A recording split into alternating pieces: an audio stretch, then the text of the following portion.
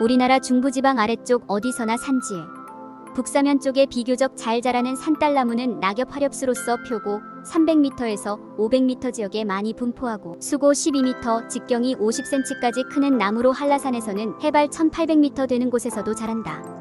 5월 하순부터 6월 상순경에 흰색 순결한 꽃이 매우 아름답다. 총포가 넉장으로 십자가 모양인데 탐스럽고 청아하여 누구라도 좋아하지 않을 수 없을 것이다.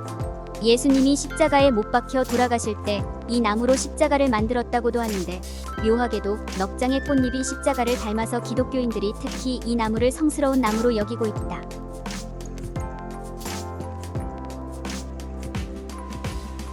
산딸나무의 아름다운 모습은 가을에 새빨간 딸기 모양의 열매가 또 있다. 산딸나무라고 이름 지은 것도 산딸기 모양의 열매 때문인데 그 맛이 감미로워서 새들의 좋은 먹잇감이 되고 있다. 가장자리 주름이 잡힌 잎은 인맥이 선명하며 가을에 진홍색으로 물드는 단풍이 대단히 아름답고 초여름이 시작될 무렵 십자형의 모양으로 꽃잎처럼 보이는 것은 진짜 꽃잎이 아니고 잎이 변해 만들어진 총포다. 이 총포의 중심부에 작은 꽃들이 밀집해서 공처럼 뭉쳐서 피고 수피는 껍질이 벗겨진 듯 매끈하고 얼룩무늬가 아름답고 가로수 정원수로 적합하다. 꽃포가 만개하면 나무 전체에 눈이 내린 듯이 하얗게 변해서 대단히 아름답고 가을의 열매는 붉은색으로 익어서 공처럼 독특한 모양으로 주렁주렁 매달리는 열매도 매혹적이며 관상가치가 있다.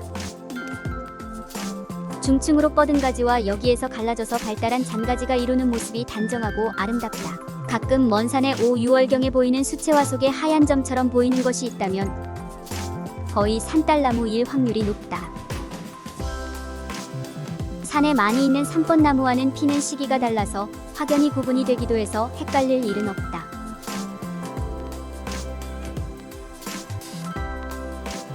귀산촌 초기에 산딸나무의 매력에 푹 빠져 있었을 때였는데 해마다 별 생각 없이 바라보던 산의 어느 해인가 저게 뭐지 하며 시선을 머무르게 하는 하얀 점 같은 것이 보여서 한참을 생각하는데 아무리 봐도 저것은 산딸나무일 수밖에 없었다.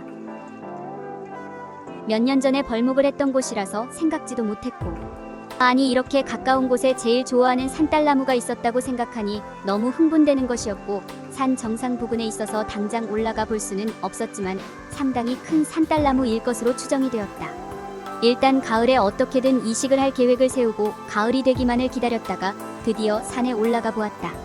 생각했던 대로 정말 우아한 산딸나무 한 그루가 살고 있었고 그리 크지는 않았지만 4개의 가지가 잘 뻗어져 있어서 멀리서 볼 때 그렇게 크게 보인 것 같았다.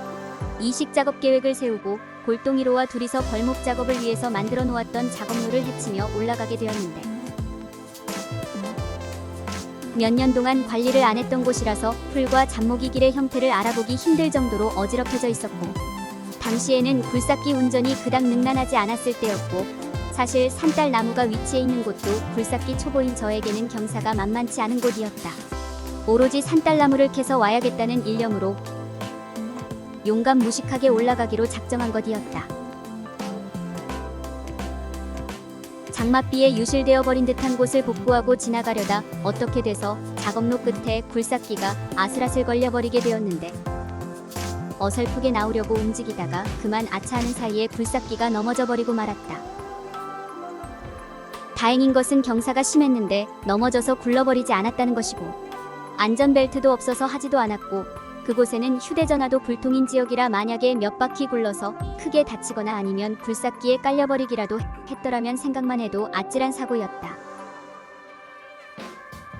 넘어진 굴삭기 창문으로 빠져나와서 다음날 더 큰 굴삭기 공파를 불러서 일으켜 세워놓고 정비사에게 전화를 했더니 일단 세워놨으면 시동은 걸지 말고 놔두라는 거다.